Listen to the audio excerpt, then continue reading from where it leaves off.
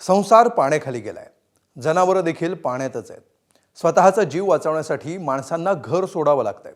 धरणातून विसर्ग वाढवण्यात आलाय, नद्यांनी धोक्याची पातळी ओलांडली आहे। हॉस्पिटल पाण्याखाली, महावितरणचं सबस्टेशन सुद्धा पाण्याखाली। ही अवस्था आहे मुंबईच्या मांडीला मांडी लावून वसलेल्या गुजरातच्या सीमेवरच्या जिल्ह्याची, म्हणजेच पालघरची। वरुण राजा पालघरवर किती कोपलाय बघूया आमचे प्रतिनिधी संतोष पाटील यांचा हा ग्राउंड रिपोर्ट।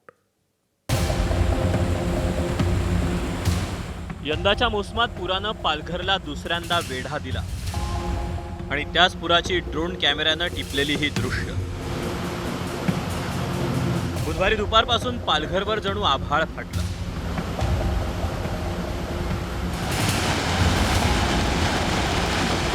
क्षणभर श्वास रोखायला लावणारी ही दृश्य आहेत पालघरमधल्या धामणी धरणाची।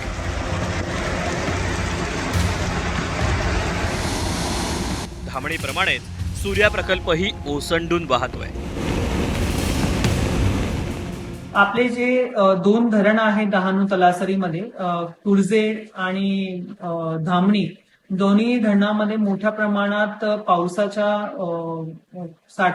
पावसामुळे पाण्याचा साठा वाढल्याने निसर्ग त्या ठिकाणी आपल्याकडनं सुरू करण्यात आलेला आहे। त्या अनुषंगाने डाऊनस्ट्रीमचे जे गावं आहेत त्यांना सतर्कतेचा इशारा देऊन ते पाण्याचा निसर्ग सुरू केलेला आहे। सूर्या, वैतरणा आणि मसवण नदीनं धोक्याची पातळी ओलांडल्यानं अनेक गाव वस्त्या पाण्याखाली गेल्या। सूर्या आणि वैतरणा नदी ह्या दुथडी भरून वाहत आहेत, तर ह्यांनी धोक्याची पातळी सुद्धा ओलांडलेली आहे।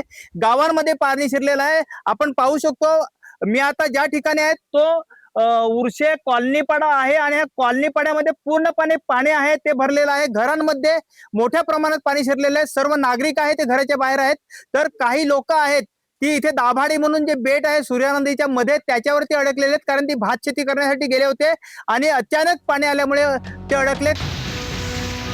आता ही मनोरमधल्या महावितरणच्या सबस्टेशनची अवस्था।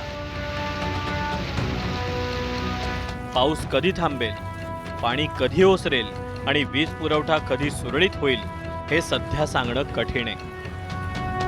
मनोरमधल्या महावितरणच्या सबस्टेशन प्रमाणेच बोईसरमधील टीमा रुग्णालय देखील पाण्याखाली गेलं।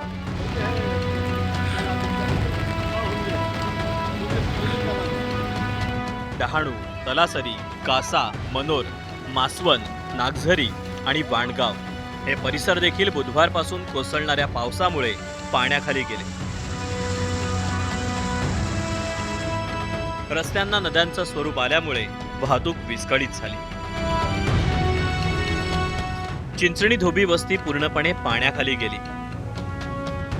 संसार देवाच्या भरवशावर सोडून रहिवाशांना जीव वाचवण्यासाठी घरातून काढता पाय घ्यावा लागला।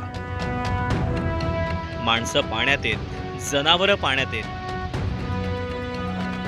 पुराचं वार्तांकन करताना एबीपी माझाचे प्रतिनिधी संतोष पाटील यांनी काही पूरग्रस्तांसाठी मदतीचा हात पुढे केला।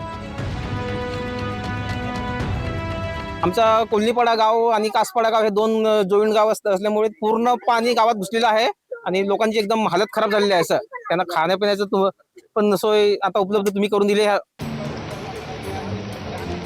पालघरच्या सीमेला लागून असलेल्या गुजरातकडे तर पावसामुळे हाहाकार उडाला।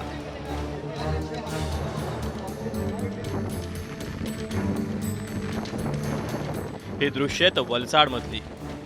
शेकडो वाहनं आणि इमारतीचे काही मजले कालपासून पाण्याखाली आहेत।